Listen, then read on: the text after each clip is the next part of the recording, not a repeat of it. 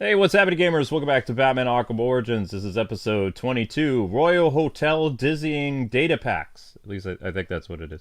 So we're going to be going to the Royal Hotel and getting all the dizzying data packs. That's pretty much what this episode's all going to be about. So your first like goal is 100 likes. Let's see if you guys can get that up. We're going to say hi to Alfred, and then we're going to don our Adam West gear, and off we go. Hi, everybody. How's it going? So, you guys have probably figured this out already, but pretty much like the streams are being pushed back because Prince of Persia, or pushed forward because Prince of Persia took longer to get through. It took exactly 2 hours to get 1,000 views, which is troubling, especially for a game that's not even officially out yet. Ah, but you know. Well, I found some Prince of Persia Facebook groups. Mm. And I just shared that video with them now. Mm-hmm. So maybe that will eventually be good for the video. I'm gonna share it on the O1 channel too later, like during my second Batman stream. Okay, so we're gonna talk to Al. Sorry, I didn't mean to interrupt you. You're fine. Oh, you won't believe this. What's wrong? The GCPD have actually asked me to stop calling in so often. Apparently, you're taking down criminals faster than they can be processed. And you wonder why I don't have faith in the cops. Well, to be fair, sir, you have been on a mission tonight. Okay, so that was Alfred's words of wisdom. Some of the assassins have access to rather interesting technology. When this is over, you might want to consider appropriating it. Let some good come of tonight's events. One of my thoughts on Kathleen Kennedy leaving Lucasfilm? I'll believe it when I see it. And it all depends who replaces her, because this day and age, anyone can be a Kathleen Kennedy. The most important thing is that they do a good job and they want to treat the characters that they have been given the keys to with respect. That's it. I don't care if the next person is a woman or a man. As long as they do their job, that's all I care about.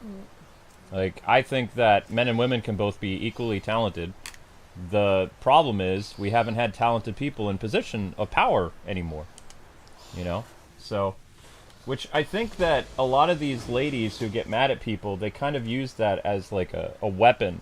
They think that people don't like them just because they're women. People don't like them because they're idiots. It has nothing to do with their gender. It has to do with their, their capabilities as a talented producer. Yeah, like I think it starts out with like them, like if they were just normally like trying to do their job like everyone else, then they would be like, "Hey guys, it's just me. It doesn't matter if I'm a guy or a girl. I'm your new executive. So here's what we're going to do. We're going to listen to the fans, try to make a fun story, try to make people laugh, try to be good to the characters from the past and make a fun, entertaining story with twists and turns that's enjoyable to watch for the future. Sounds good?"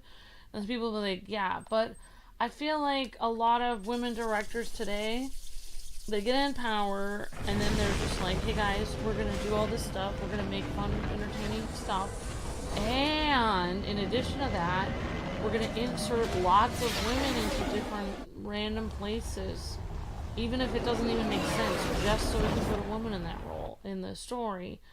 And we're going to try to make this huge narrative where there's two people fighting alongside each other, fighting stormtroopers, and one of them is like, great shot, and the other person's like, I know it was great because I'm a girl, and girls can shoot well too. It's like so awkwardly placed dialogue that doesn't even make sense to the story, and it just makes the movie super dumb.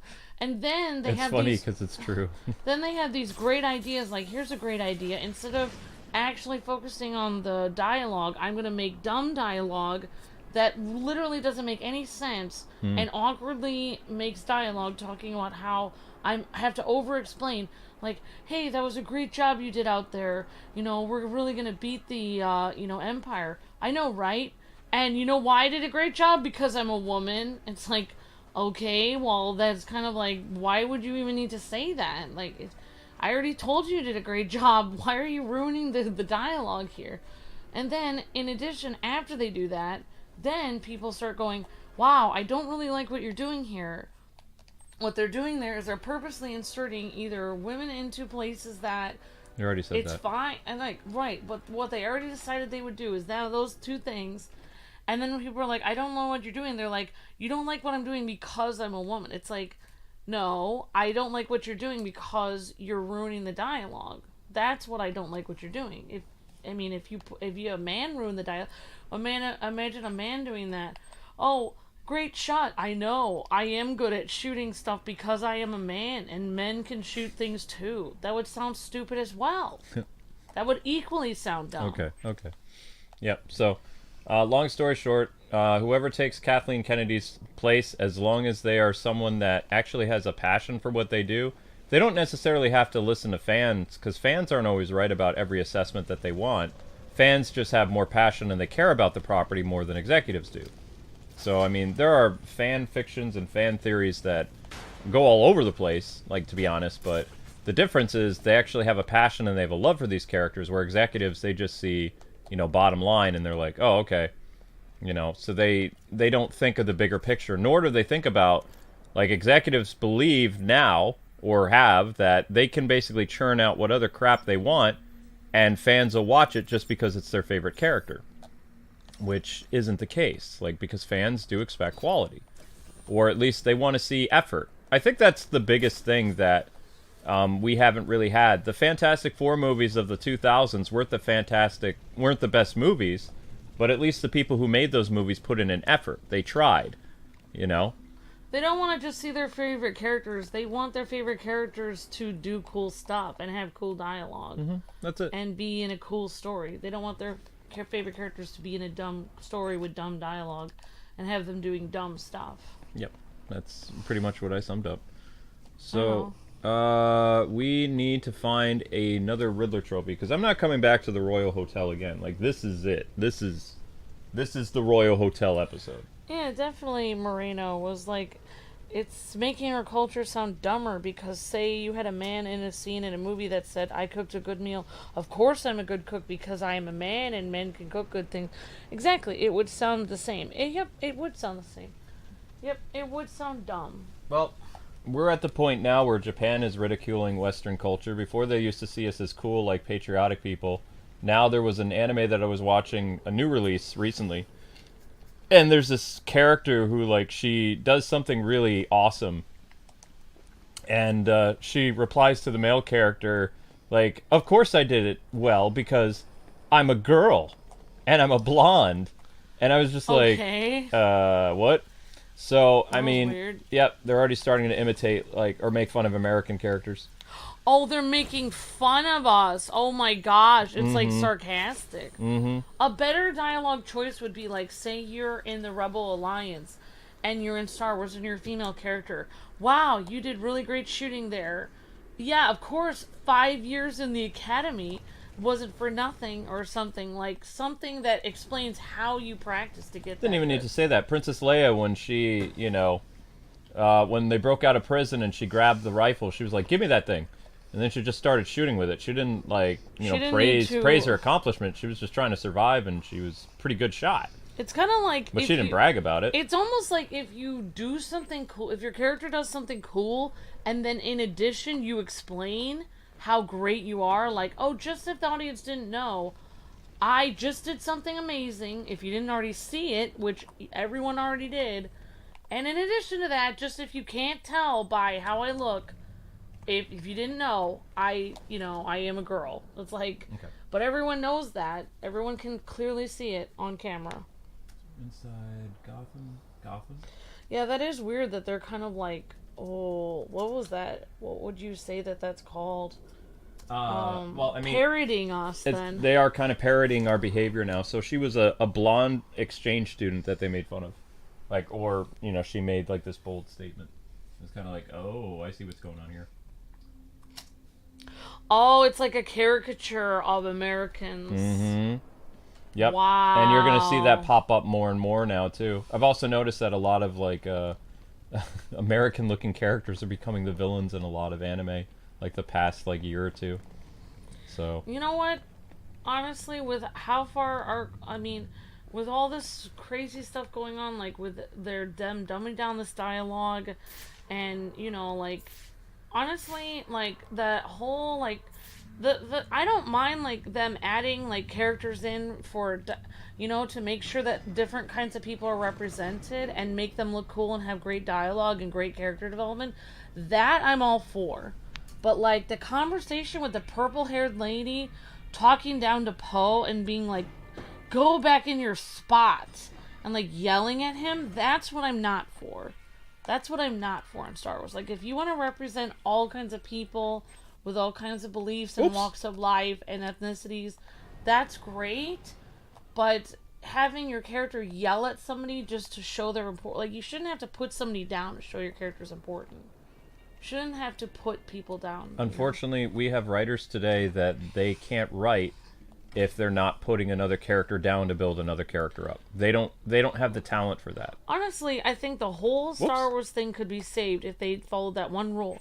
Like, okay, add as many diverse characters as you want and make as many different types of people represented as you want, and that's great.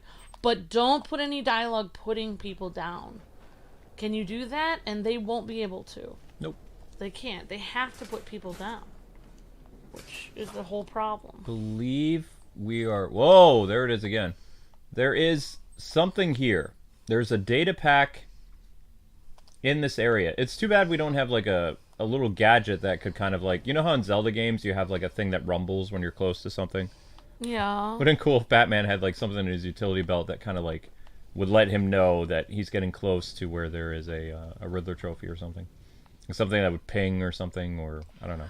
Yeah. You would see it with your detective vision if you were close to it. I mean, to be completely honest, I don't know if I'm allowed to say this, but people keep asking me these questions like, "Oh, what would you rather have this?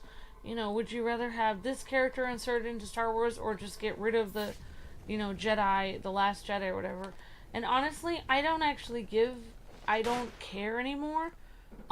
They can do whatever they want with Star Wars because I stopped being a Star Wars fan a long time ago. So it doesn't actually matter to me. Like it's like a limb that I cut off and cauterized from myself. That's a bit extreme. And it's literally gone. It's not a part of my body anymore. It's over there on dark on the table. Okay. Too much. TMI. It's gone. Like it will not be able to be reattached. You still go when I tell you to stop. No respect. Okay, so Oh, it's okay, King J-Dog. And feel free, guys, to help out if you want to. Like finding these data packs. This is a group effort at this point because we're just trying to say adios to Enigma. And then we can get back to our challenge map things. Because what we're going to do on this, we are going to unlock the Injustice skin. Like, I'm not backing down this time. I am going to unlock the Injustice skin. Like, this month. It is happening. And then next year or whatever, we can do stuff again. Do it with the Injustice skin.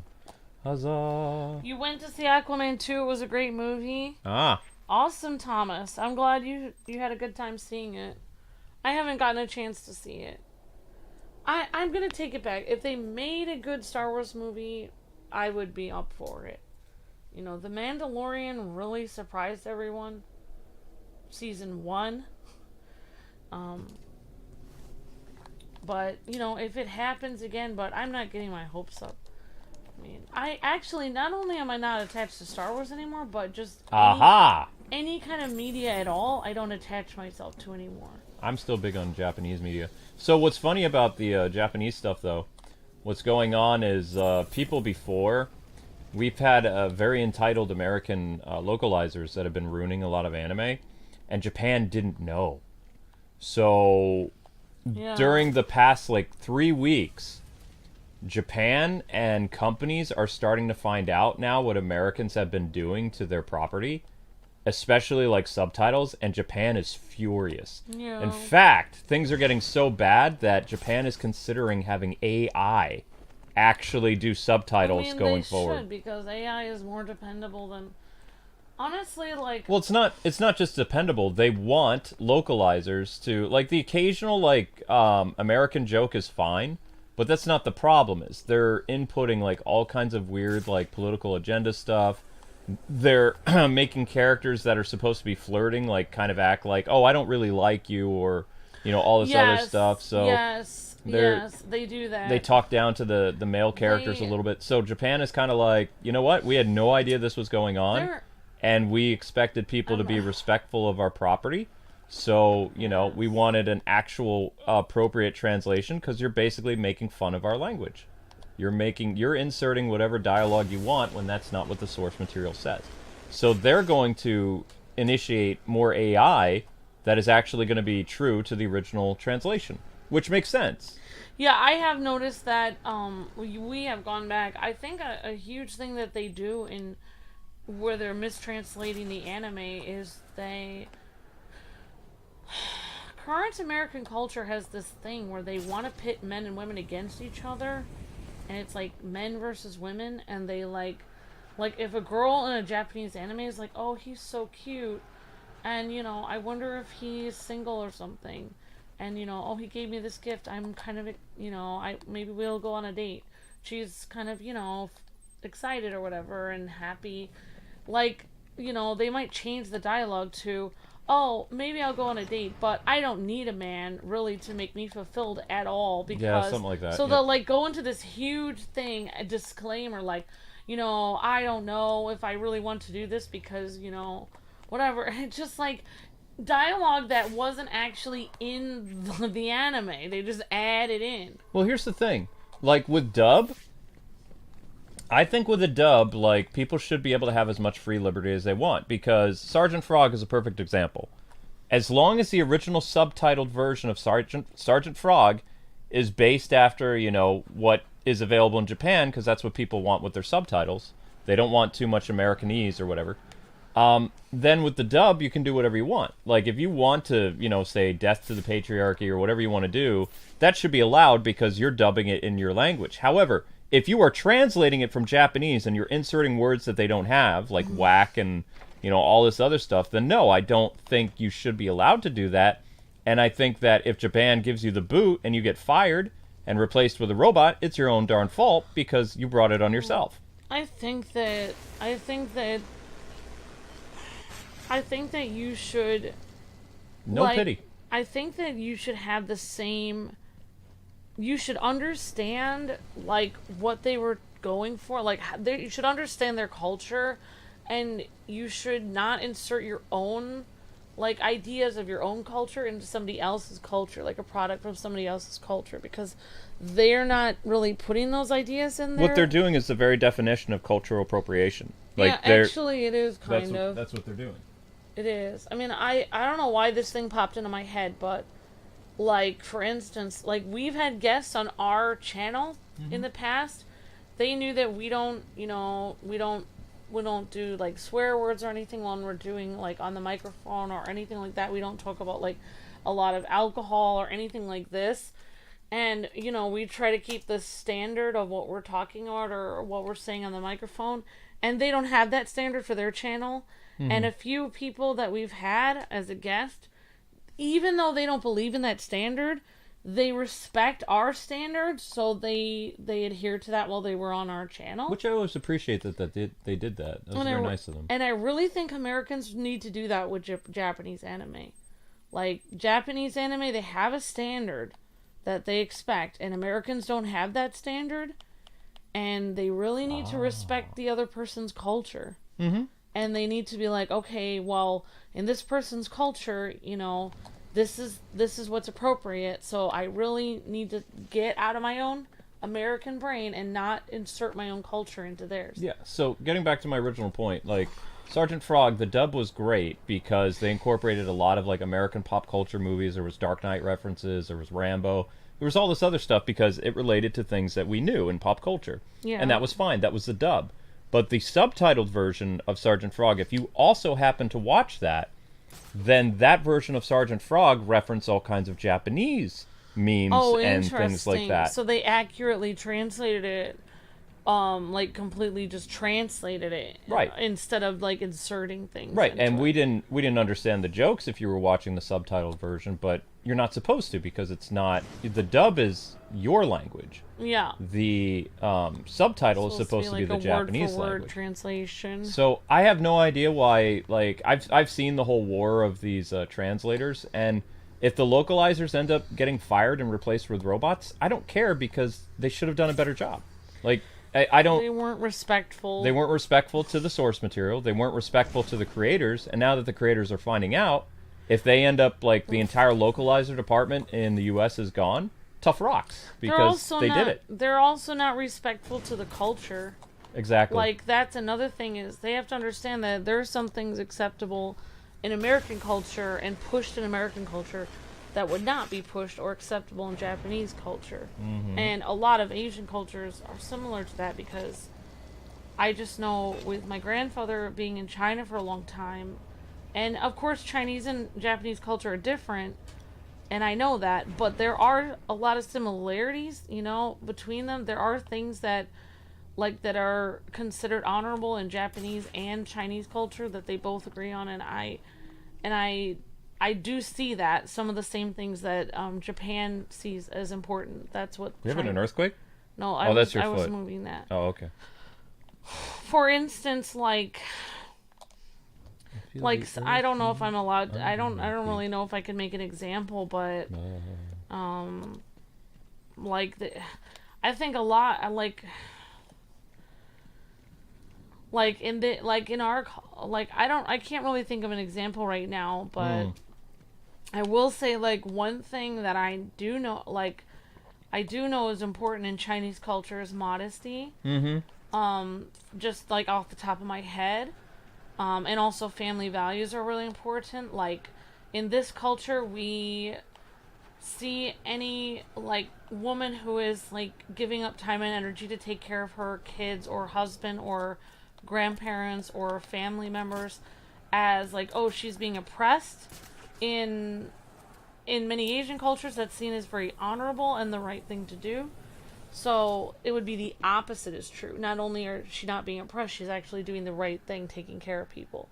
So literally Americans actually mistranslating it and going, I can do whatever I want. I'm going to be rebellious and be this kind of woman, and have that character saying that. That's literally the opposite of what their culture would have that character say. Oh, yeah. And so actually, in a way, you're actually spitting in the face of Japanese and Asian culture, which is extremely rude, and, it's very messed up. All right, guys and gals, we got about 130 people. Let's rally the likes. We are getting up to the first 30 minutes. We are at 22 minutes. Let's see you guys, smash that like button, get up to 100 likes, and we can go to our next like goal. If you guys are just joining, we're at the Royal Hotel. We're talking about anime localizers, as well as just kind of hanging out with Adam West Batman.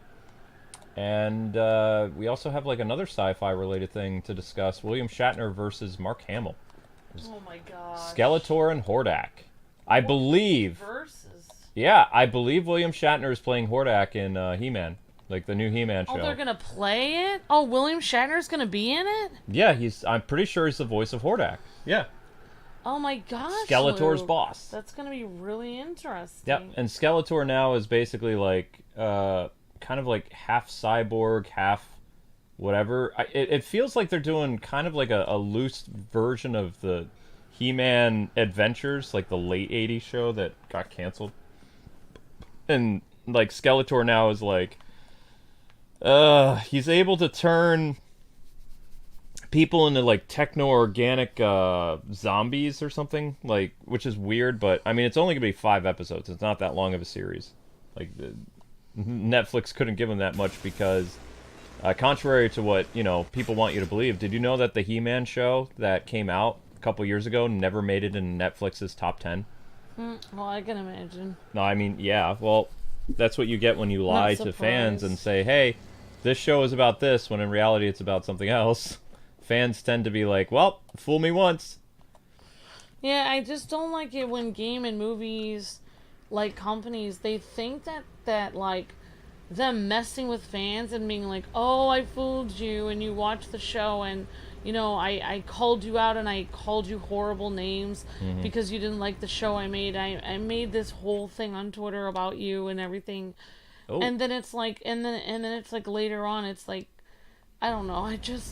And then nobody, even if their show is somewhat good, no one wants to watch it because at that point you're kind of abusing your fans online. Mm-hmm. Like you're literally verbally assaulting them online, you know, calling them all kinds of names and being like, "Oh, I can't believe you wanted the original Orko. This Orko is better. It's a female Orko. How dare you hate the new version?" Don't give them ideas like that, Amber. Orko is still Orko. But I'm just saying, like, they change things randomly.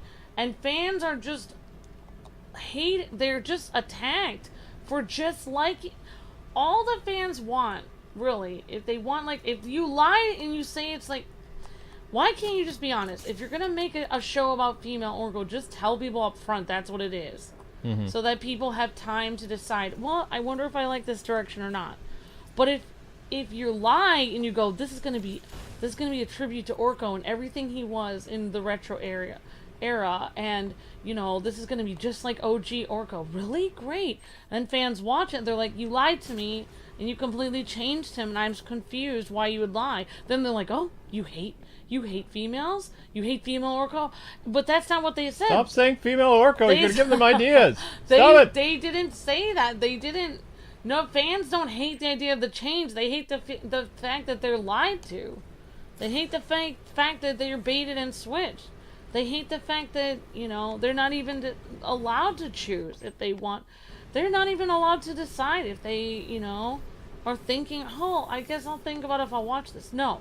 It's like I'm going to lie to you, pretend that this was the original, then shove it down your throat, and then when you don't like it, I'm going to literally blast you online. And it's just like some kind of like, it's like some kind of like something that some kind of like psychopath would do. But it's like what every company is doing to people. It's some kind of manipulative, like, disturbing thing that they're doing to people. There's been a little bit of a course correct. Okay, so I can't find on my map here in the Royal Hotel. It says there is in this air duct area there is a data pack somewhere in this vicinity. Now, I don't know where, because this could be at the very top, or this could be at the very bottom, or it could be at the middle. They don't necessarily tell you where this stuff is. It's like this. Say you baked a chocolate cake, and you told your kid, oh, yeah, if you're really good, you'll get chocolate cake. Really, what's that? You've never tried chocolate cake before. It's like, well, it's what you get for dessert. It's, you know, really special. And it's like, oh, really? I don't know if I want it. It's like, okay, that's okay. You don't have to have the chocolate cake if you want. No problem. All the more for me. And it's like, no, I want the chocolate cake. Give it to me. Okay. Give me the cake. But instead, this is how game companies do it. Hey, I made this chocolate cake. You're going to eat it. It's like, what is it? I don't understand. Is it good? Shut up. Don't ask if it's good or not. You're eating it. Do I have a chance? Could I eat green beans instead? I don't know if I'll like the chocolate cake. What if it's not good? And then it's like, no, it's good. Trust me. How can you be a hater of this cake? I can't believe that you hate chocolate cake. What an evil person you are. It's like, I haven't even tried it, though. You didn't even tell me what it is. I don't even know. Am I allowed to have a choice? It is good. Everyone says it good. You're the only chocolate cake hater. You're the hater. Everyone else is normal. You're a hater. It's like, I've never had it before. I've never had chocolate cake. By the time the kid eats the cake, he'll be like, this is good. But at this point, I've been through so much trauma. I hate chocolate cake. I'll never eat it again. And that's how I feel with every single thing they push on me. It's like, by the time it releases, I don't want to see it if it's good or bad. I hate the company. I hate the idea of chocolate cake, even if it's the best thing I've ever tasted in my life. At that point, they have literally assaulted me, lied to me, manipulated me, and literally attacked their fan base so much that I don't care if it's the best thing I've ever tasted in the world. I am never eating that chocolate cake. Preach. And that is how they do it. And I am sick of them treating people like that. Well said. Well said. I'm going to sit over here and eat my green beans instead. The chocolate cake is a lie. Sometimes. Okay, so your next like goal, guys, is 125. We are currently looking for the riddle inside of the ventilation system in the West Tower ventilation shaft. So if you guys know where it is, let me know. If not, I will keep stumbling around in the dark and eventually try to find it. If their product is good, just like a nice piece of chocolate cake, They wouldn't have to push it on people to eat it. They could just be like, oh, you don't like it? Don't worry. Other people want it. They wouldn't have to push it if it was actually good. I'm just saying. Ooh! Ooh, I became chopped Adam West.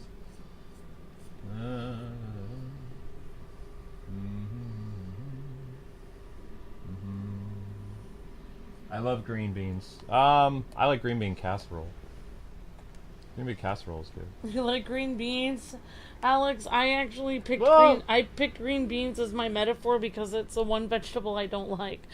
But I would rather eat a vegetable I do not like versus a chocolate cake that's forced on my throat. Amby, stop talking about chocolate cake. You're making me hungry. Sorry. We don't have chocolate cake. We have Snickers ice cream. Which, on a cold night tonight, Snickers ice cream would not be the best. Because it's cold. You hate chocolate? I think you hurt chocolate's feelings, says GameCubian. She was using it as reference. You are making me want some chocolate cake now, says Richard Taylor. I know, right? Sorry. I'm gonna have to pick up a chocolate cake tomorrow. Especially because tomorrow's the day I release my big Batman video. I wonder, okay, everyone online, you guys are going to have to tell me how many of you this week ended up picking up some chocolate cake from the grocery store. Because of this stream. It's everybody's homework. How many of you guys went out and got a chocolate cake for tomorrow? After all the mention that Amber subliminally said that word. You can sometimes get like just a couple slices at the grocery store counter. Okay, don't give me ideas. Yeah. Is John here? Someone could kind of tell me where to go. Bring in the cake, says Sammy Bear King. Could I get some directions, please? What is your favorite anime? Says someone in the chat. School Rumble.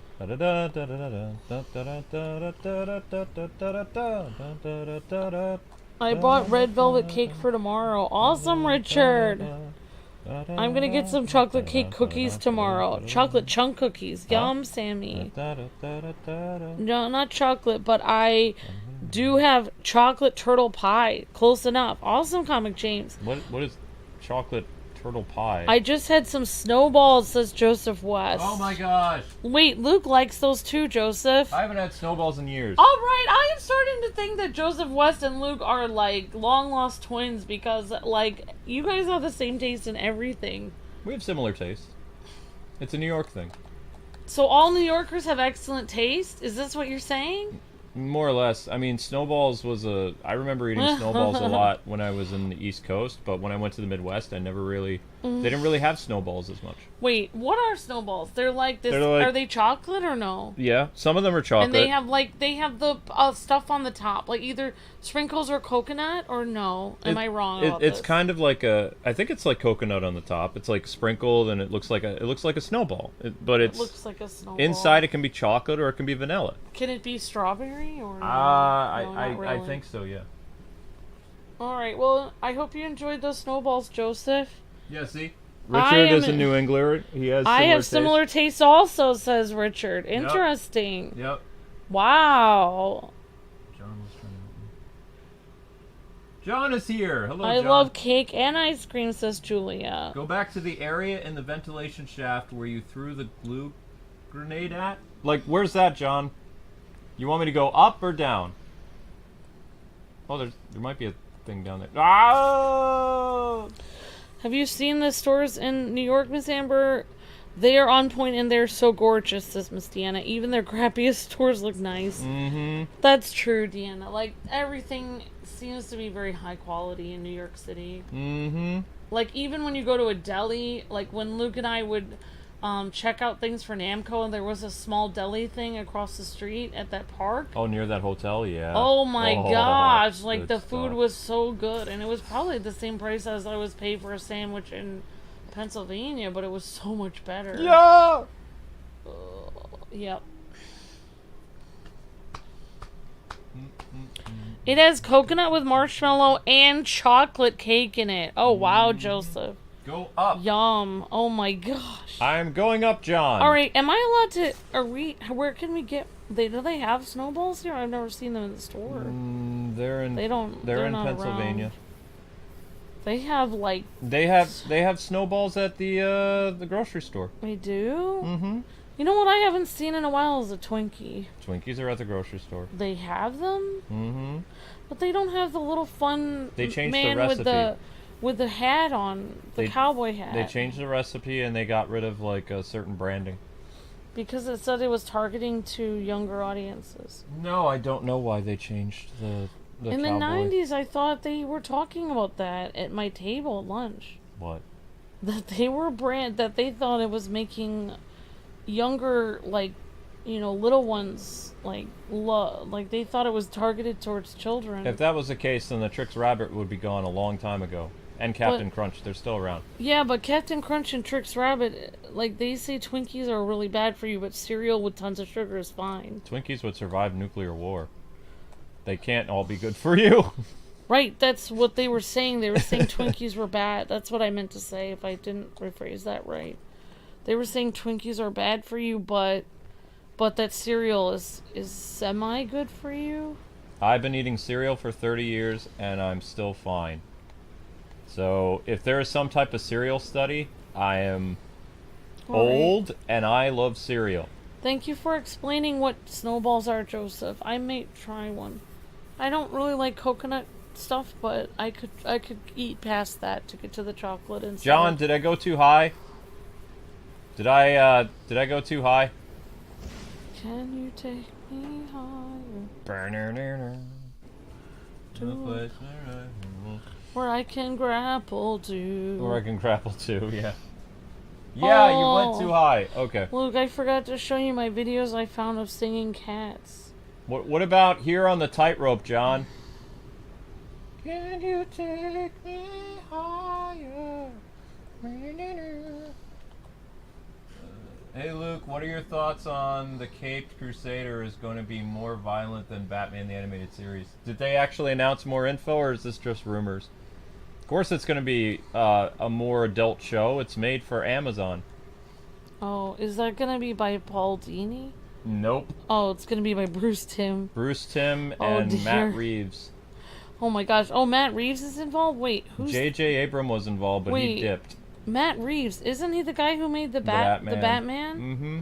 Oh, well, I mean, I guess he's somewhat of a good Batman writer. We'll see. I think Matt Reeves is a great writer. He's a pretty good detective writer. Take me home. I mean, case in point with this chocolate cake thing, not to harp on it again, but like the fact that I've never even wanted to watch 2016 Ghostbusters even once, that's exactly what happened to me with the chocolate cake. They just shoved it down my throat to the point where I didn't want it anymore. I don't think this is it. I forgot. John, I forgot John's name. I'm sorry, John. He's like, it's fine. I mean... I'm sorry, John. Whatever. I'm under a lot of Riddler data pack stress. Well, I just called somebody today the wrong name, so... Darn it. Some lady at my church I called... Her name is Debbie, and I called her Rebecca on accident. I don't know why. I mean, it's close. It's not really close. Their names are completely different. It's similar. You're fine. Then I was like, sorry, I have a lot on my mind. Your name is Rebecca, but I shall call you Debbie. You're welcome. Maybe I was thinking of Little Debbie's. Stop bringing up snack food. Like, literally, in 2024, you're going to make me, like, so big. I'm going to make you... And I'm not even supposed to have that much sugary stuff, because it's not good for my esophagus. I'll make you spinach puffs. I don't like spinach puffs. Spinach puffs. I talk about spinach puffs, but it's just a reference. No, I actually think they don't would like. be good. No, I don't like them. I think spinach puffs have like cream in them No. and stuff, and a little bit of spinach. No.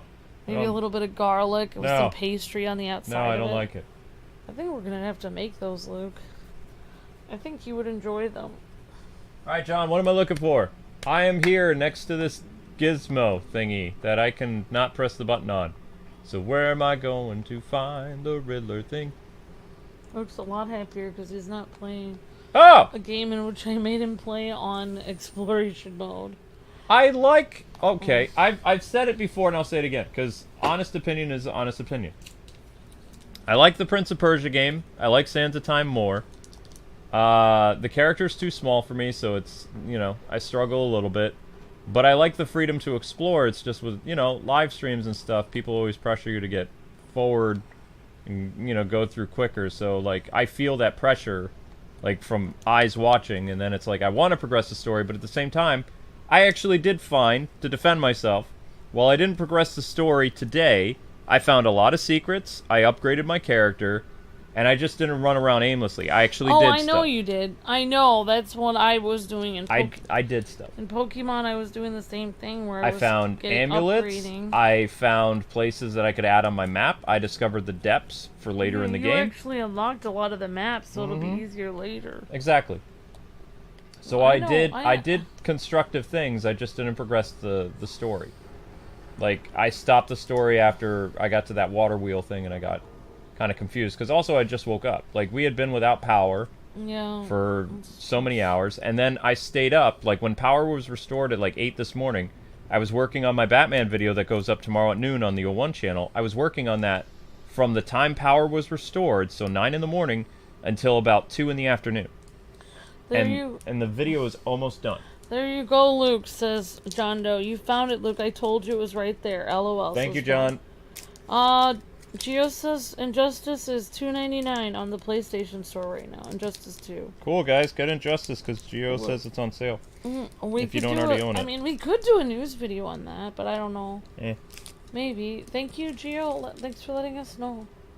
Yep, if you guys haven't got Injustice 2, and you have $3 extra, and you like fighting games, there you go. Thanks, Geo.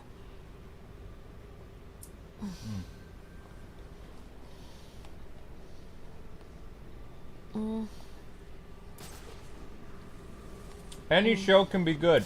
It all depends on the writers, though. I wanted to try Spinach Puffs because I'm thinking about Kronk from Emperor's New Groove, says Mason. I don't actually know how to...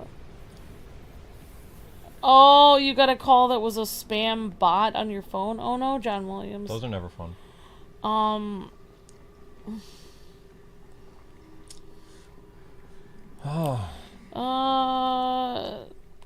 yeah, you wanted to try Spinach Puffs? Awesome, Mason.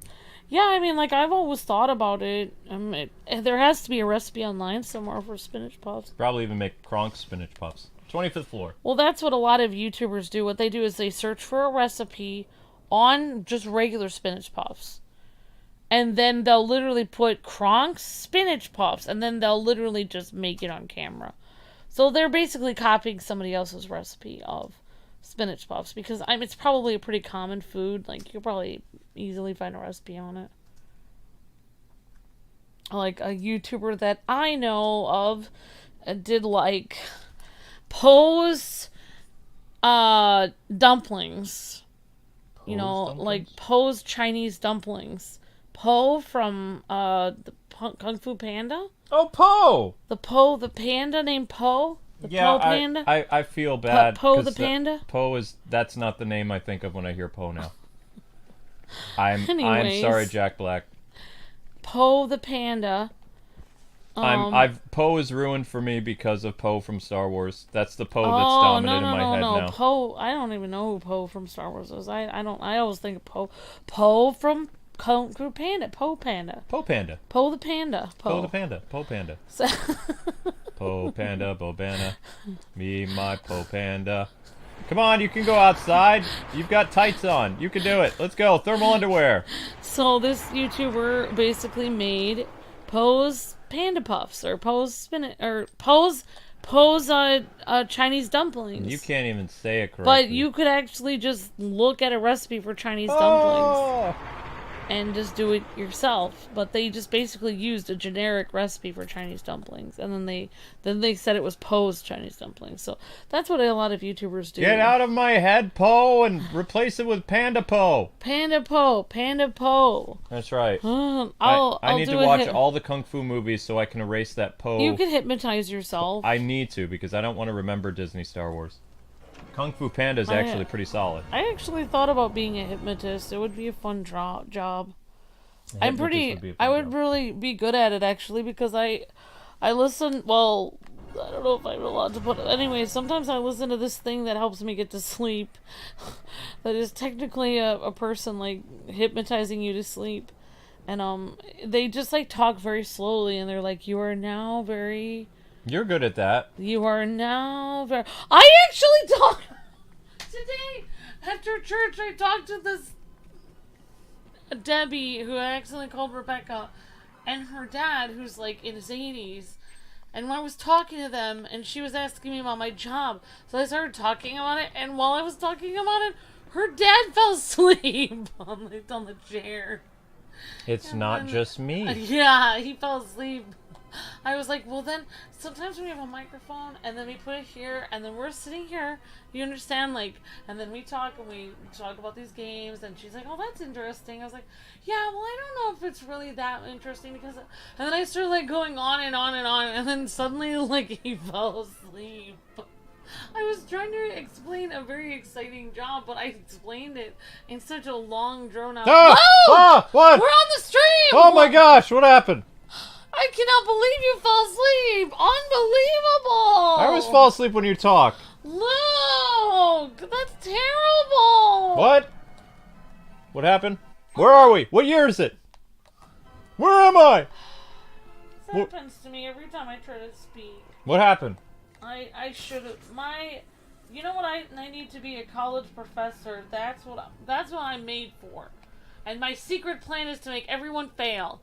Because within 5 minutes, everyone will fall asleep. And I will sit there and talk for 2 hours. Oh my god. And then I'll be like, and yes, that last answer will be on the test. I look out at the crowd, everyone's like... Bueller. And then I'm just like, well... And then I slam my book shut. Well, now that I've told you guys everything that's going to be on the test, I hope you guys have a good rest of your day.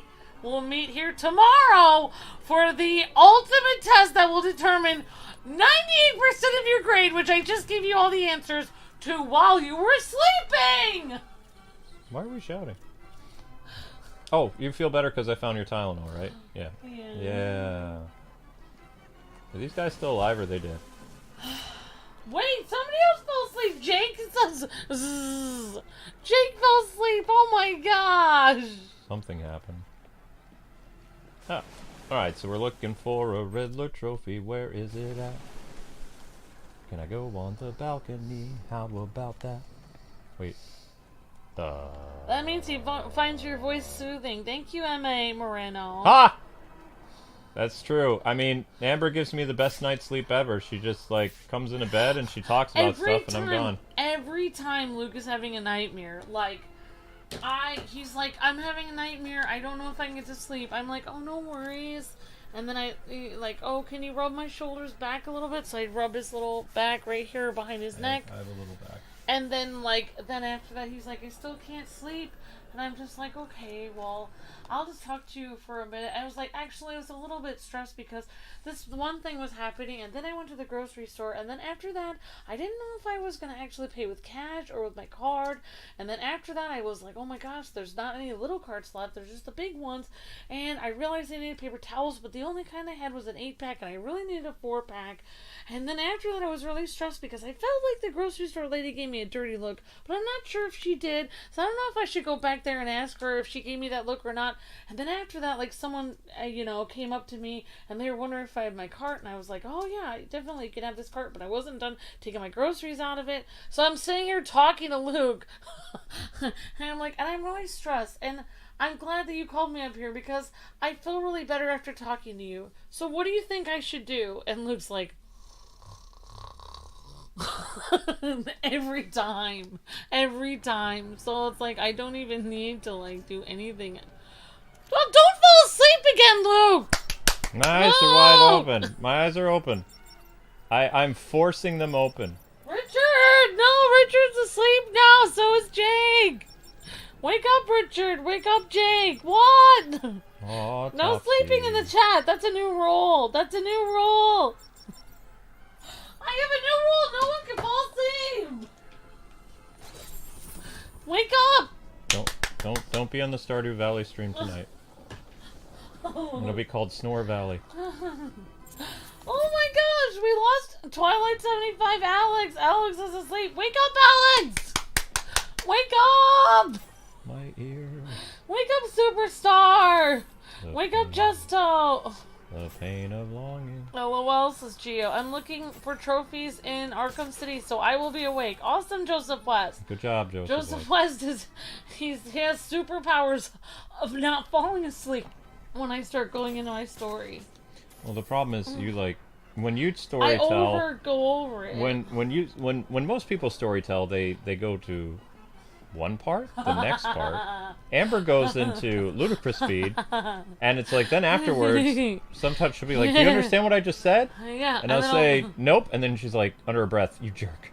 I do that. And it's like, I don't want to explain it again. Maybe if you had better listening skills, No. we could do this. Whatever. Sometimes when it's like I don't know if you're listening to me or not, and people are hazing over and I'm talking, I'm like, so Mary had a little lamb, its fleece was white as snow, and everywhere that Mary went, the lamb was sure to go. You know what I mean? Did you hear what I said? You know about the lamb? What? The lamb followed her everywhere that she went. Everywhere that she went, the lamb was sure to go. That means when she went to school, the lamb was there. When she got up. Why do my ears vibrate when you talk? What does that mean? My eardrums rupturing? When she got up, the lamb was there with her. Ah! When she went to sleep, the lamb was there. It went everywhere with her. One time Mary forward. One time Mary went to the ocean, the lamb went with her to the ocean. If you talk forward, then you're not actually putting your banshee yell into my ear. It's just my ear. My ear is vibrating. I feel like my ear is gonna pop. Like when I'm 50, I think you're gonna make me deaf. Oh no, we lost Captain Zack. He's asleep. No, Sammy Bear's asleep. Oh my gosh, Princess Luca's asleep. Superstar's asleep. Justo's asleep. Wake up! Wake up! I can't be that boring to listen to.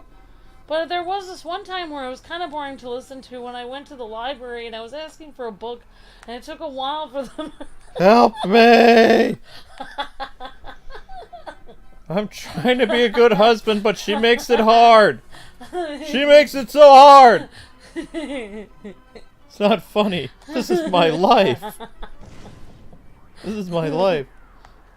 I didn't Whoa! All right, John. Thank you, John. Alex. John, help me. Instruct me. Oh, Where am I supposed to go? Thank you for the super chat, Justo. You're breathtaking. Thank you, Justo. So you two are some of my favorite people in the world. Love you guys. Justo's Thank you. still awake. He's still awake. Thank you, Justo. I need to. Oh, I found a data pack. It's just sitting there. Hooray! I probably shouldn't out myself, but I don't want to tell you. But basically, when I took speech class, like they would be like, "Okay, your speech needs to be 5 minutes," and then it's like sometimes like I would get up in class and they were like, "Yeah," they were like, "Well, your speech was good. You definitely explained all the points." They're like, Oh gosh. "But we won't have time for very many other people today because." Excellent points, but you droned on. They're and like, on "Do you know how on. long you actually took to make the points?" It's like 5 minutes. It's like, no. No. It was much longer than 5 minutes. It's like, you said the speech had to be at least 5 minutes. It's like, yes, but it was supposed to be about 5 minutes as well. Like, sometimes it would be like 17 minutes long or something. It was supposed to be 5. It's like, oh, oops.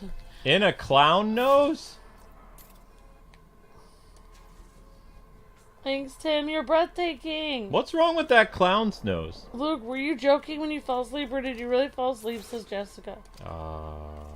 Which Luke, time? Luke has fallen asleep. Well, no, when I talk to him upstairs, if he's, if I try to say goodnight and he's like, well, I actually take away his anime time because I talk to him and then he falls asleep. He can't watch anime. Oh my gosh, you have done that to me. A lot of times he's like, I'm just going to watch anime. I'm like, oh yeah, anime, yeah, oh yeah, there were some people talking about anime on the stream and they were talking about the history of anime. I start talking about it and Luke's like, And it's like, he's like, I'm really looking forward to my one episode. It's a new episode today. I've been looking forward to it all week. It's like, oh, that's great, Luke. Then I start talking to him. He falls asleep.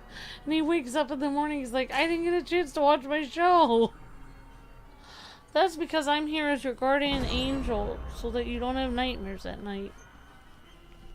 What? You have nightmares at night even when I talk to you so you can go to sleep? What are you trying to say? What? Who's a nightmare? Did you call yourself a nightmare? No, That's not very nice. I thought I make you feel peaceful going to sleep. Is that clown? Is that it? Oh. Oh, you just came back from your memorial service for your grandfather. I'm so sorry for your loss, Tim. I'm glad that the memorial service went well. My 2 sisters and brothers-in-law sang. Oh, so sorry, Tim. Clown nose. Man, it is so hot in here. Well, that's from the PS3. Grabbing some coffee, says Tim. Don't fall asleep on me, Tim Reed. Oh my god. What are you doing? Why are you holding your eyes open? Hmm? What are you doing? Why are you holding your eyes open? I don't know. Am I that hard to listen to? Then I'll just leave. Oh my gosh, you want me to leave, don't you? I never said that. Oh my gosh, you didn't respond. I'm just slower to respond than you. No, if you pause, that means that you secretly hate the person. What? That's what it is in my book. Well, your book's weird. Your book makes no sense. No, that's how I see You need to the return world. your book. No, that's how I see the world. That's so jaded. Alright. It's like I apply for a job. So, you're interested in the job? Yes, I'm interested. Do you have any openings for me? Pause. It's like, I see you don't want to hire me! Ah! That's how it is. You don't want to tell me that I'm not good enough for your company. I see how it is. Well, I don't care about your stupid company anyway. I'm leaving. This was my last opportunity at a job, and I really need the money. But you know what? Forget it. You paused. It's over. And it's like, we were about to tell you all the possibilities of the company that you could work for. Why are you yelling? I My don't know. eardrum is like rumbly. Like when you... Is that a dude? That's a dude, yeah. It's a TV guy. Hey look, it's a scarecrow thing. Smiley face looks like Scarecrow. Creepy. I know. Guy's hanging out. After all, he's our biggest fan. After all, I am your biggest fan. Alright, overview bar. I love how Syndrome in that movie, not only did he angrily try to get back at him, but he also had tried to act like basically like Mr. Incredible was old and in the way, and he was the new and upcoming cool person. He was acting like how much more powerful than he was than Mr. Incredible. It was kind of twisted. Rare jungle cats. Monster-sized crocodile in Gotham sewers. The Flying Graysons. Funny faces. And then over here we have Zatanna. Yep, Zatanna's magic show. Yep. Well, technically, yeah. Zatanna. That's Zatanna. Zatanna actually has Easter eggs in most Arkham games, I believe. I watched this weird documentary about Houdini. And basically I don't know what it was, but basically they were kind of... What does this have to do with... Forget it. No, I'm just curious. We're looking at Zatanna's magic show. Looking at Zatanna's magic Forget show. it. Never mind. You'll never get to know the important thing I was gonna say. You always say that, but then you're like... You come back and you're... No, I'm yep. not telling you. It's really important and very cool. Mm-hmm. And kind of creepy. But Yep, you know what? We're not gonna... That's okay. I don't want to hear about The it. best fun facts are creepy facts. Yeah, I pass. The door's barricaded. I can't get in this way. Basically, the person concluded that... Oh my gosh! You know what? Forget it! You know what? Forget it. It was kind of cool, and it kind of bothers me sometimes because it's like creepy fact that I learned. Not really a fact. It's a weird theory. You know what? Obviously, you don't think that it's that important. So, you know what? I'm going to live with this fact about Houdini and hold it to my grave. I'm taking it with my grave. And in my will, I will write, whatever you do, don't tell Luke the Houdini fact that I learned on a documentary over 90 years ago when I was Honey, watching it. I hate to burst your bubble. I'm not going to be here for that long. Like, you're trying to, like, maybe 40 more years. I will try. The fact that you don't want to hear a fact about Houdini, who was one of the greatest escape artists of all time, means that it's not a me problem. That's a K-Wing problem. Okay. A K-Wing problem that doesn't want to hear a fact about Houdini. Okay. That's something else. Oh, maybe it wasn't a documentary. Maybe it was a weird, like, recreation of his life video. I'm trying to think of where that video was. Where did I see that? Was it on YouTube? Was that a Netflix special? I don't know. Did I see that on Paramount? I don't know.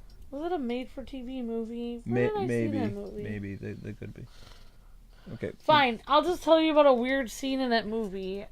Yeah. Basically, like, that always bothered me. You know what? No, it makes me unique. I'll hold it in my heart. The creepiness is inside me. I'm not gonna let it out, because then everyone will just wonder. Well, what it is. not to put a damper on, you know, guys. Just What? we don't tend to live as long as women. That's because you don't know enough fun facts. I know a lot of fun facts. You're supposed to be able to use a bottle opener to get out of your car. Maybe guys don't know that because they weren't listening to girls that were trying to tell them that. If you would have listened to that bottle opener fun fact, then in 20 years when you end up in the ocean because a mobster pushes you off the edge and your car's under the sea, Wait, what? you could have easily gotten a bottle opener and put it on your keychain and then opened the door and you could have gotten out. But instead, no, you're going to panic. Also, you have to remember, if you're in the ocean and your car is underwater, you're going to need to make sure that your car fills up with water about 3/4 of the way before you try to unroll the window, and then you're going to need to actually swim out or open the door at that point. So you need to make sure that you take that time to get as much breath as possible, because if you try to open the door when your car is full of air and the outside world is full of water, you can't actually open the door because the pressure of the water is not going to be, it's going to be pushing against you, and you do not have enough force to actually push against it by opening the door of your car. Something is pushing against me, but I don't know what it is. Fine, I'll tell you what bothered me about that Houdini movie or documentary or whatever it is. I don't want to know. I'm gonna tell you and you're gonna listen. No. There was a weird scene in the movie where the guy, like, Houdini was in this impossible, like, thing. He could not get out of these cuffs, and he was, like, literally in the middle of, like, it was early in his career or something, and he was, like, in front of a bunch of people, and, like, he was, like, staring at, like, this disco ball or, like light at the top of the room, and he was staring in this really creepy way. And then, like, this guy who was also a magician was watching him, and then Houdini was, like, glaring in this really strange way, and magically, without any explanation, he got the cuffs off of his hands. But it was impossible. He didn't actually use a trick. And then the guy, the other magician, the old-timey magician came up to him and said, he was like, "You didn't use a trick, did you?" And Houdini's like, "What?" He's like, "Of course I did." And he said, "No, you didn't." He said, "You're using real magic." And I was like, what's happening here? And then and that was what I remember about Houdini. It's always bothered me my whole life. Now it's off my chest. I feel so much better. What just happened? Now everyone else can think about the creepiness and not me. I feel better about myself. That was bothering me. I watched that documentary like 7 years ago, and it's bothered me to this day. I have no idea what you just Please said. tell me that it was a magic trick and he didn't use real magic. Just tell me that it was a magic trick. Because this guy thought that Houdini had supernatural powers. That's what the documentary was saying, and I was like, wait, this can't be right. I thought he was a regular human being. Was he an alien? What's happening here? So those are the kinds of things I think about sometimes. I'm gonna go get some water. I'm amazed that you came up for air. I don't understand what just happened, but okay. Well, the Royal Hotel is done, so let's go to the Bowery, I guess. Hooray!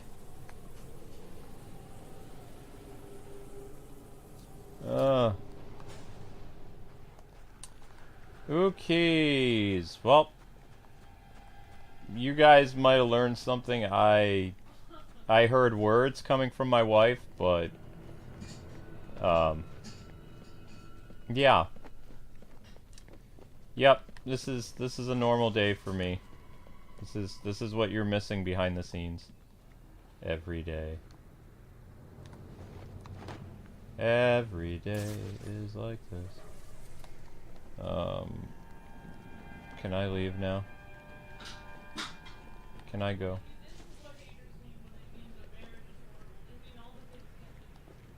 I'm out of the laundry room. If Amber has all that energy, she could do the dishes. Hee hee hee. I actually tackled a pretty big load of dishes today. I'm slowly putting the dishes in, which is pretty exciting for me. Oh!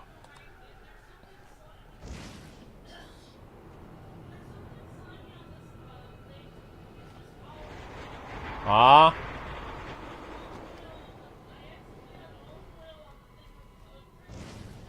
Why would you put olive oil on trail mix? What?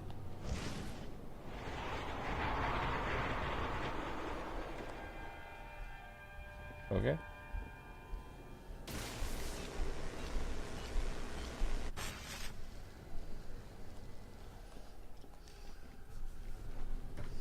Okay, we're out of the Royal Hotel.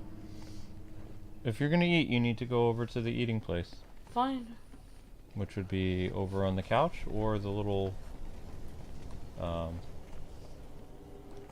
table where. I do have a fun fact about peanut butter, though. No, you can hold on to that fun fact because it can be fun for you. It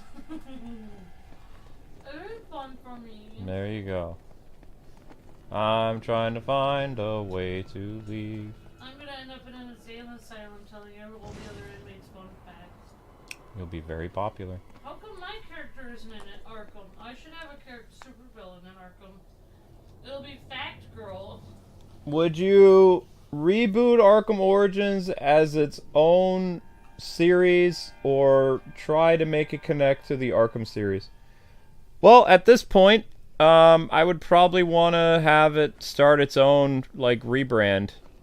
And that way they can just focus on Arkham Origins. And I would basically retcon Blackgate, and I'd have Arkham Origins 2 be about the return of the Riddler, the birth of the Riddler, and I would have Poison Ivy in it, and Ra's al Ghul would be my big three villains. Poison Ivy would be in it as Pamela Isley, and there would be, like, just like they did with Black Mask, the organized crime member would be the Zuko, like Tony Zuko and his family. Like, his uncle would be in it, Tony Zuko would be in it, and I'd introduce Robin in the second act. Would be Bruce would go to the circus, and his date would be Pamela Isley, a upcoming botanist at some type of Wayne science greenhouse thing. And then she accidentally turns into Poison Ivy, and she tries to kill Bruce. And Robin would end up saving Batman, even though he's, like, relatively new at the job. So it would be kind of interesting. It'd be like a young Robin trying to save Batman. So he wouldn't even be Robin for very long. So, and you would meet Ra's al Ghul. He wouldn't be the big bad behind everything. Actually, Edward Nygma would probably have the biggest role, just like Scarecrow had the biggest role in Arkham Knight. And it wouldn't just be, you know, trying to collect Riddler's data things. He would actually be like a threat to characters because, you know, he came back to Gotham and all that other stuff. I think that'd be interesting because Eddie can be a threat if he's actually written well. If he's not just a maniacal, like, guy leaving party favors for people to collect and drive them crazy that way. But I would have no more than 210 Riddler trophies in my game, because I know how much that drives people batty. So I would want to be merciful. Although some Riddler trophies I would put serious death traps that would drive you guys crazy. Because I would want myself to be driven crazy, because that's the whole point of the Riddler stuff. So some of the Riddler trophies, even though there would only be 210 of them, they would be insanely hard to get. Like, and they'd be death traps that would be hard to cheese through them, too. Which would be funny. Because Batman didn't learn to cheese through stuff until Arkham City. So it would be in his beginnings, so he wouldn't have the ability to figure out how to bypass a lot of Nigma's stuff yet. Which would force the player to actually think correctly how to solve the problems. I think that'd be interesting. Whoop.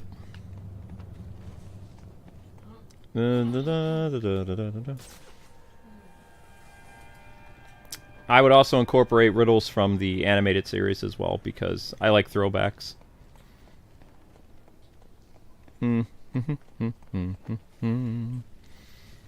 Off we go. We're heading to the Bowery with Adam West. Oop. Oh, I thought that thing was like randomly just staying up there. Okay, it's not. We're almost out. So, we did complete the Diamond District today, and now we're going to the Bowery. And that just leaves the Pioneer Bridge data packs, the data packs for the Bowery, and the data packs for the Sionis Industries. And then we, believe it or not, actually would have collected all the data packs. Because right now we are at 86%. 86% of the data packs collected. Can you believe it? Can you believe it? I can. Off to the Bowery we go. Whoop. And with that, we're able to do this. Da-da-da-da-da. Da, da, da, da, da.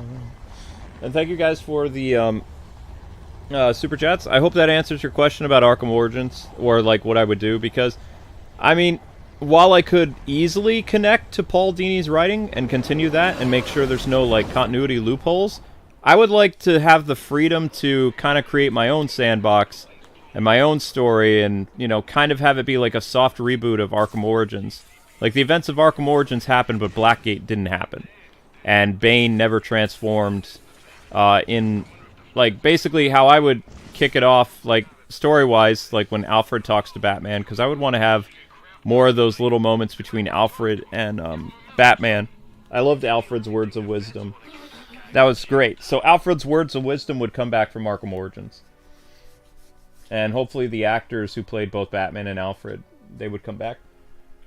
But what I would do is to continue my version of the Arkham universe, which would be like kind of like a soft reboot, but also like a branched reality. Kind of like, you know how when Flash went back in time in the Flash movie, Michael Keaton says that basically he was making spaghetti. So, but my spaghetti would be more not as messed up. So the things that I would omit from the Arkham Origins sequel that never happened: Bane never transformed into a monster, Joker never took over Blackgate, and Harley and Joker don't meet until he's moved to Arkham Asylum at the end of the second game. So during the credits, like, Joker would return in the third game, but he would have a cameo in the second game, because he wouldn't be in my second game at all until the end credits. And he would tease, like, his breakout, and Harley Quinn would bust him out, just like Paul Dini's writing. So the Mad Love story would happen, and that would be the basis of the third game. Is we're sowing the seeds of the massive breakout and Joker and Harley's, like, you know, rise as like the Gotham Bonnie and Clyde. So that would be the premise of the third game. The second game would introduce Ra's al Ghul, the Riddler, officially the Riddler, Poison Ivy, although she would start as Bruce Wayne's date, you know, because Bruce Wayne is a player, so why not? He's always interested in young talent at his companies. Also, it's a front. Maybe he cared for her, maybe he didn't. So I would be doing a throwback to one of the animated series episodes where, you know, there might have been a thing between Ivy and Bruce. Who knows? So I would do that. Also, there was chemistry between those two in the comics. And I would introduce Robin. Like, during the second or third act, Robin would show up. Like, the whole, like, you know, Flying Grayson's thing that was teased throughout Arkham Origins. A lot of the setup from Arkham Origins would happen. All the teasing of Ra's al Ghul, you would actually come into contact with the Demon's Head. All the teasing about Nigma coming back and getting revenge, he would return and get revenge. Or attempt it. And I would actually have the Riddler almost kill Batman in the story. Like, that's what I would give Eddie almost a win, but I would steal something from the animated series. So, the Riddler actually almost killed Batman in the animated series. Do you guys remember how he did it? The Riddler almost killed Batman? The Riddler almost killed Batman, yes. In the animated series. So, I will tell you what happens. So, in my game, which would be a reference to the animated series, in the climax of the game, Riddler would have thought that he actually killed Batman because it would look like the building explodes and Robin and Commissioner Gordon are outside, like young Robin, like he would be like, you know, wicked young. And the building explodes and it looks like there was no way for Batman to survive. All the windows were sealed, all the grates, everything, like the skylight, everything was covered. There was no means for escape, except for one tiny safe that the Riddler forgot, and Batman dove inside of it. Oh, wow.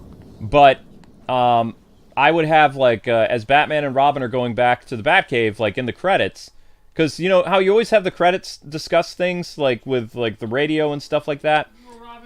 I would have a conversation with Batman and Robin in the Batmobile as they're driving back while the credits are playing, and Batman tells Robin how he survived. Interesting.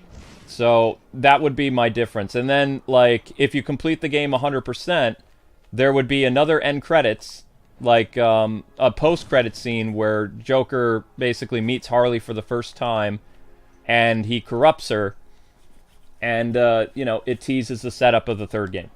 But you'd have to complete the game 100% to see a teaser for the third game. That's how I would do it. Because I would want the Riddler to look like not just... Because I would want a reason for why Riddler became a narcissist and insane. Like, more insane. You know, thinking that he actually killed Batman and he was never able to figure out how Batman survived. I think that would be kind of like... That kind of, like, tether in his mind that snaps and he becomes, like, insane. Like, he's still smart, but the fact that Batman survived his perfect death trap would drive him crazy. Does that make sense? So that's my focus. It would also have, like, a kind of, like, very similar, like, Batman Forever colors. Like, you know how each Batman Arkham logo has had, like, a color scheme? Arkham Origins has, like, kind of, like, snow and, like, blue and white colors. Arkham Knight has, like, fire. Arkham City has, like, very, like, you know, rigid and kind of, like, prison-esque look to it. Like, kind of broken. And then Arkham Asylum has, like, just it's the first game in the series, so it did whatever with the Batman logo. So with my Batman logo for the next Arkham game, it would have, like, a green color to it. Like, to symbolize, you know, Ra's al Ghul, the Riddler, and Poison Ivy. But Poison Ivy would be a side character. She wouldn't be, like, the main villain. The main villain would be Riddler.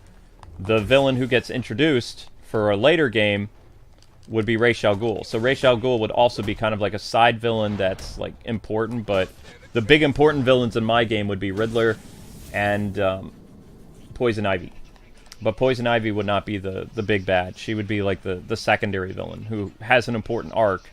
And, you know, I would have the accident that's created for her that causes her to go crazy. She would be like a normal person until the accident. I have a question. Mm-hmm. Do you think a female villain could be the main villain of the Batman? Yes, I would. A female villain could be the... You think she could be a big villain later on? Yep. And since I got rid of Blackgate, one of the side missions that would be in the game would be Batman would be chasing a cat thief as, like, kind of a side mission. that would be an additional side story. Another character that Batman would meet as a side villain in the game, like, you know, because side stuff is fun, he would fight Prometheus, the person that they were always teasing in the Arkham games that you never saw. He would go around kidnapping police officers, and at the end, similar to like what happened in a Deadshot mission, you would actually have to go and rescue these kidnapped officers from Prometheus, who hates police officers.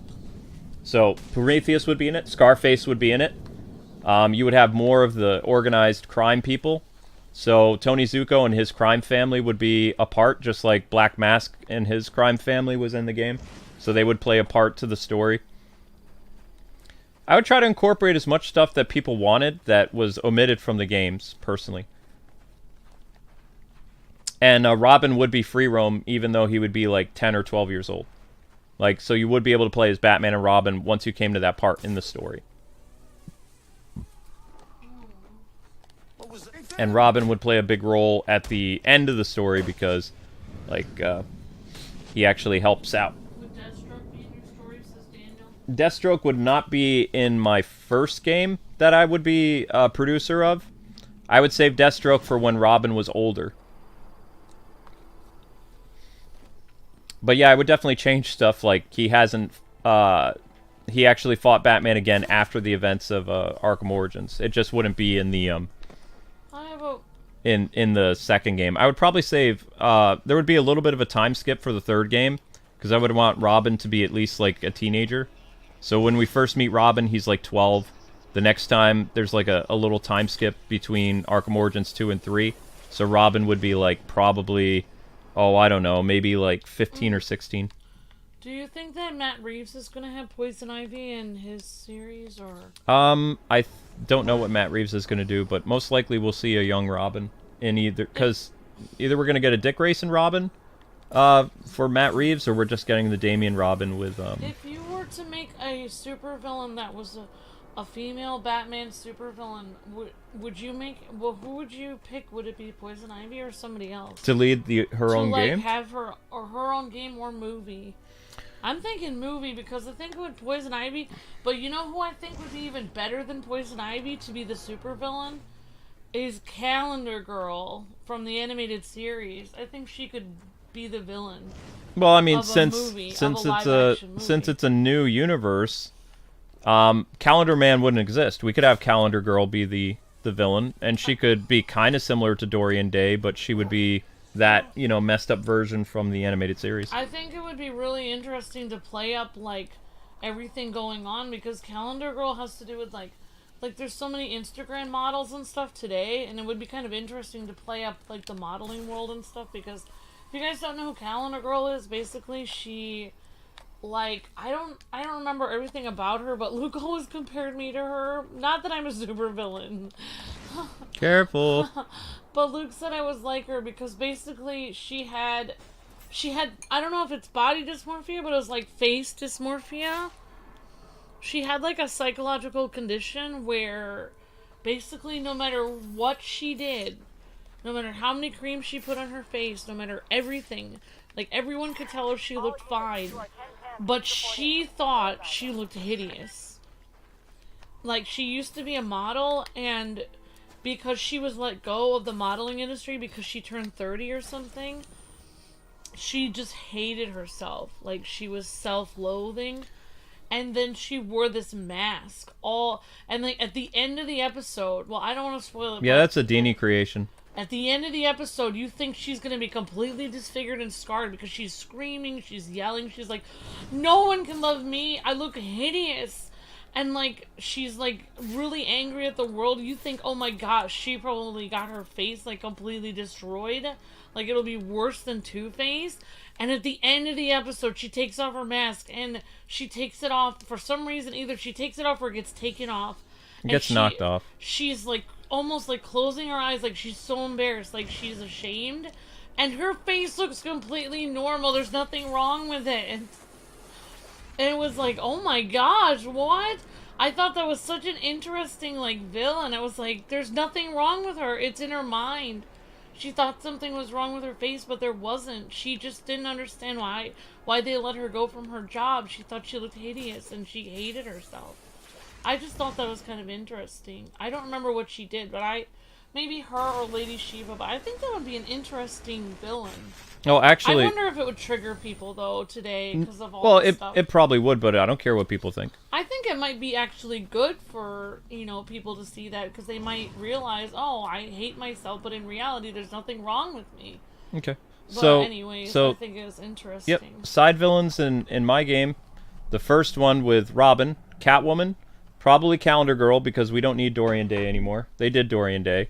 So we would do the Calendar Girl, and as well as we would bring back Shiva, who would test Batman again, because people really liked the whole Shiva stuff in Arkham Origins. So we would have Shiva come back, and she would give Batman kind of these trials, and when he proves himself worthy, he meets Talia and Raish. But Talia is actually kind of following him around, but she's dressed like an assassin. And instead of Batman confronting and fighting what the player will think is Shiva, like, when you're actually fighting, like, this elite, like, ninja female on the roofs of Gotham, like, after completing, like, Shiva's challenges, it turns out the lady unmasks, and it's Talia al Ghul. And it was, like, a really intense boss fight. Like, I would try to make it as cool as, like, something out of Deathstroke. Like, there would be, like, things on the rooftop that Talia can pick up and throw at you, and anything on the rooftop can become a weapon for her. She would kick Batman through, like, you know how there's destructible environments?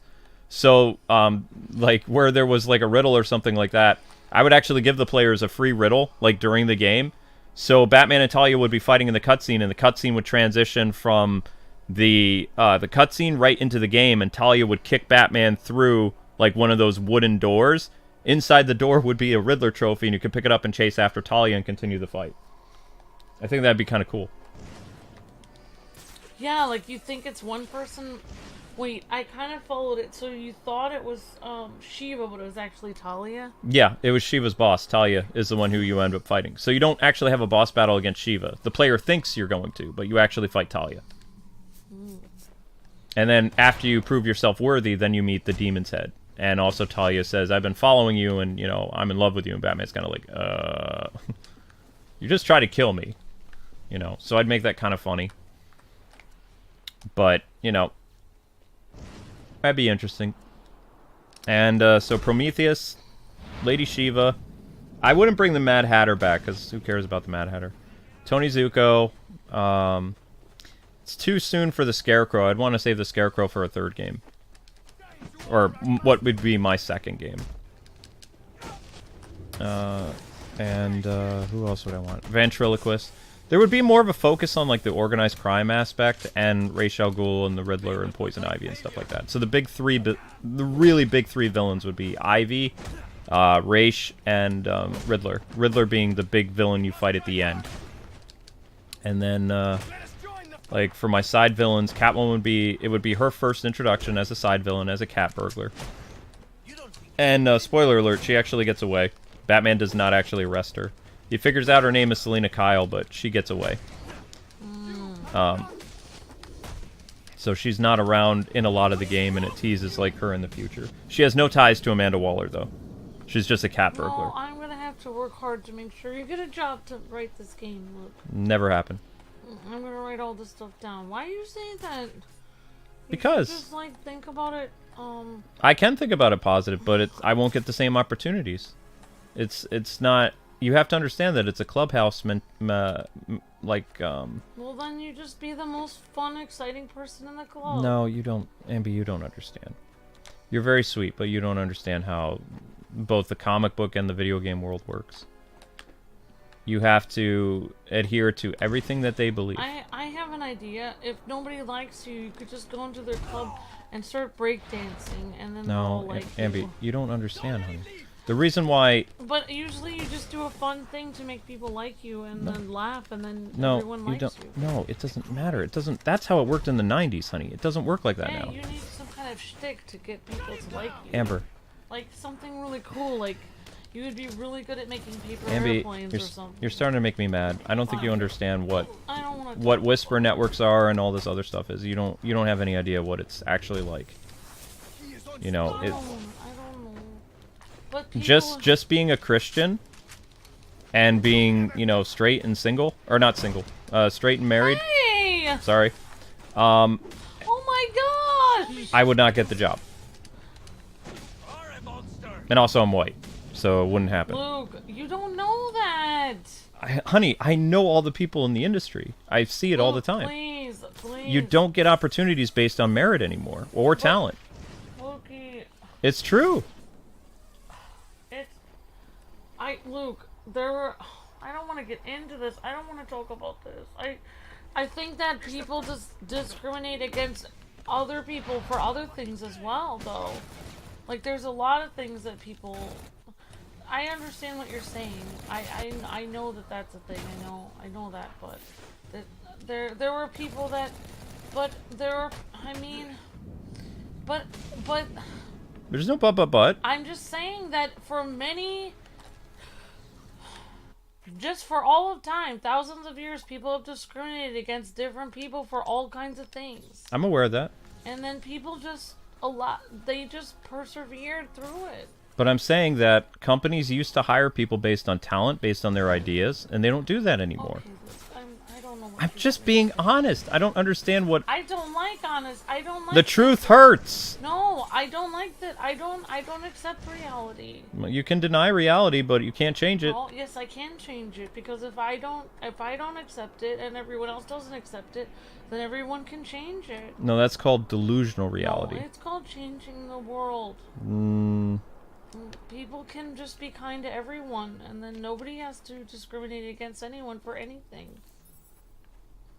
You can start, like, this, you can just start with yourself and be kind to everyone, and then hopefully other people will do the same. You are too pure for this world. No, you're supposed to be kind to everybody no matter what, and then if, you know, you just try your best, like, show up anyways. Okay, Amber.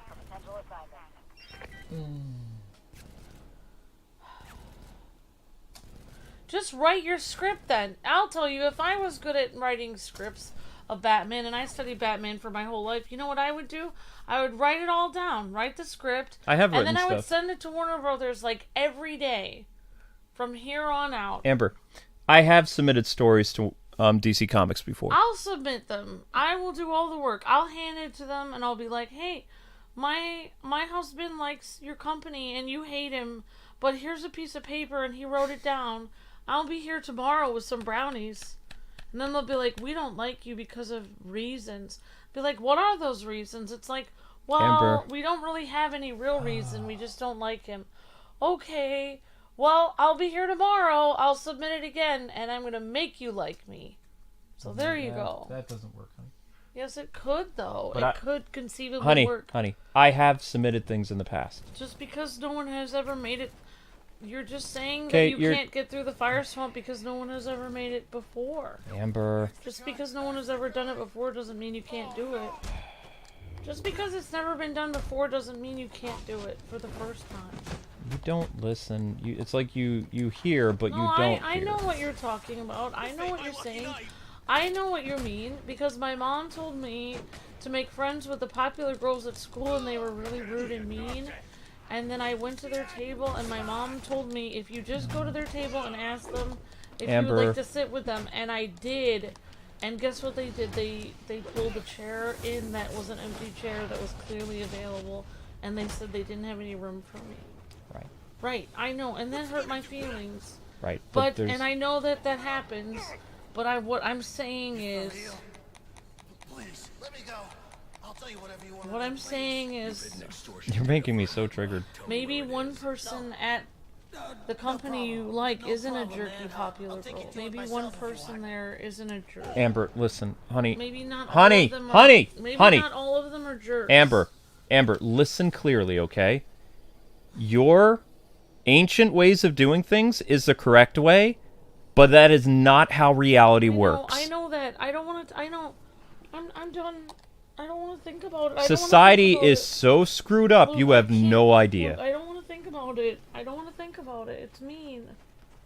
Look, I don't want to think about it. Right, so you can have your little delusions, but it's not reality. Okay? I love you, but I mean, I'm really starting to get triggered because it's not a fair society anymore. You don't understand that. You live in make-believe. I know what you're No, you don't. You No, hear. I do know what You hear what I am saying, but you do not hear what I am saying. I theoretically know what you're talking about. But you don't listen. No, I am listening to you. Are you? Luke, I know, but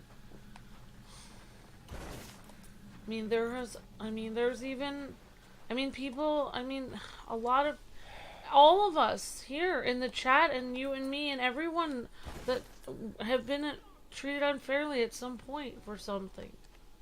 Everyone has at some point. Okay, you just don't, like, your reason, your thing would have worked fine. And that was a way actually to get to know people in the workplace 20, 30 years ago. Luke, I know that WB is corrupt, so just pick a different villain.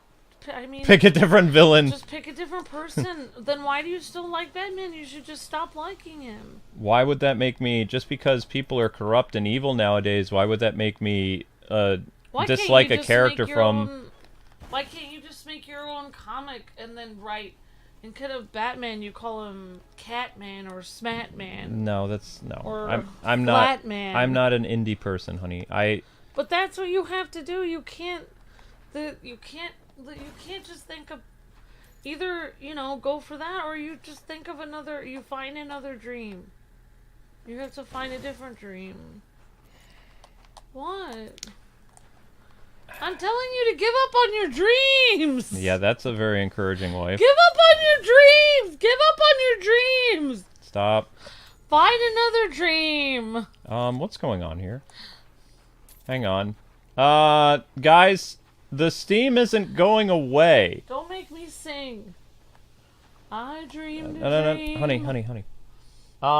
Guys and gals, the smoke isn't going away. Like, I'm not supposed to slide through that, am I? Like, there's no way I'll get past that. Ow. Yeah, that's true. That's true, Joseph. There's a lot of unwrapped talent in a lot of communities. I have had dreams taken from me a lot as well. A lot of people have. What? A lot. I get to see the chat all the time. There's a lot of people who have been treated unfairly at work and in their life. And in their family, even in our own chat, everywhere, it happens. It is okay, difficult. honey, the optimism is really starting to pass for me right now because I'm not in the mood of it. Okay.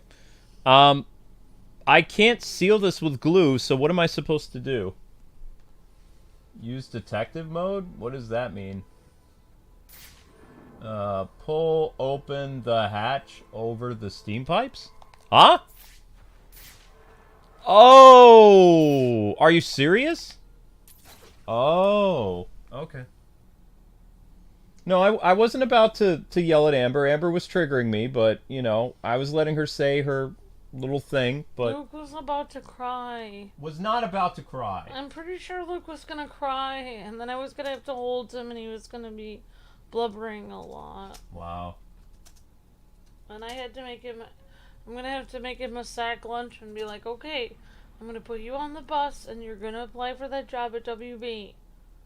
And what do they tell you when the mean kids at Warner Brothers say, I don't like you, Luke, because I just don't, and I heard bad things about you from other people that work here, and you're mean, and I heard that you don't like people, and I heard you're a jerk. What do you say to those kids? You say, my wife says that I'm a good person, and I give her lots of hugs, and everyone in my chat likes me, and I try to be kind to everyone in my chat. Amber. And you guys are a bunch of jerks saying lies about me on the internet. And if my wife thinks I'm a good person, then I am. I'm gonna have to spray you like the cats. Then you have to sing the Hannah Montana song.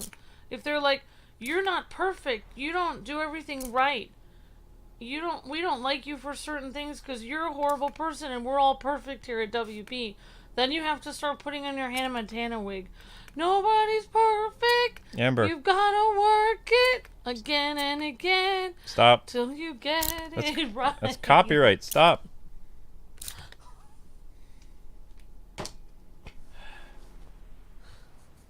Then you could be like, you guys are jerks too. We're all jerks together. Just hire me. Nobody is perfect. Everyone tries their best. Amber, you really... Now you are starting to make me mad. I am not Just making you drop mad. It. Drop it. Okay. I'm not. Are you? I don't think you know the meaning of the word done. Alright, continuing the Bowery. Several more trophies to collect. I wish I could live in your fantasy world. It sounds nice. You do live in my fantasy world. I dreamed the Let's Play channel and that happened. I'm gonna dream something else that's gonna appear. Oh wait, what? Oh, let's save these cops first and then we'll... Oh my gosh! You actually do live in my fantasy world because I dreamed about you before I met you. So I probably... It happened because I dreamed of you. Okay. And I'm dreaming of Kwingland now. And then after that I'm dreaming of all kinds of awesome things. We're gonna have a house in New York. We're gonna be able to visit Joseph West and Blackwing and I don't know if Sammy lives in New York, I think, and Richard lives 5 hours from New York. We're gonna visit our subscribers in New York and hang out with them. And we're gonna have like 17 kids and Game over, freak. You can have 2. Including adopting, we're gonna have 17. And then... You can have 2. Well, there's 2 people's decision, so we'll see what happens. Why you gotta be like this? And I'm gonna be writing music for major motion picture movies. They're gonna write the next Batman movie. It's gonna say, Batman score by Amber. And maybe it will say, Batman movie script by... Could have been Luke if he was more optimistic, but it's some other guy. Okay, I'll dream you into my dream, and then it will appear. But I'll put you in my dream. What? Dreaming is just character creation for your real life. It's true. I am really triggered Luke at this point. A little bit.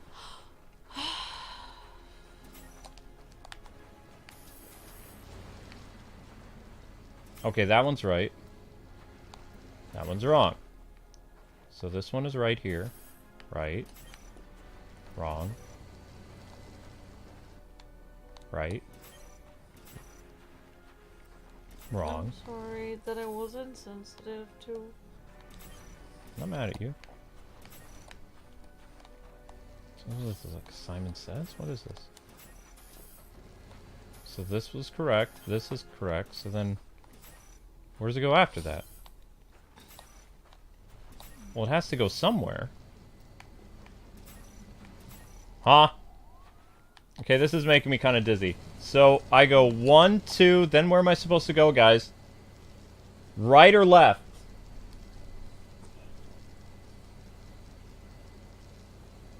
The pattern on the wall? Huh? Oh my gosh.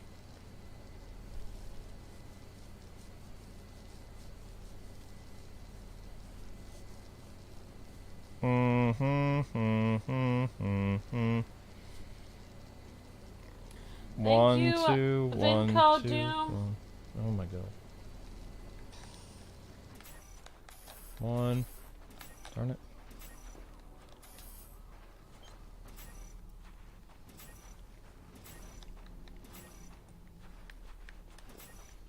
Oh, I got it. Alright. I think that's good. Okay, people, let's get ready for the next Arkham stream, which is running late. Because I didn't even realize we're past, whatever. So we'll do the Bowery next time. We're gonna go now. Whoops. We're gonna go back to the batcave.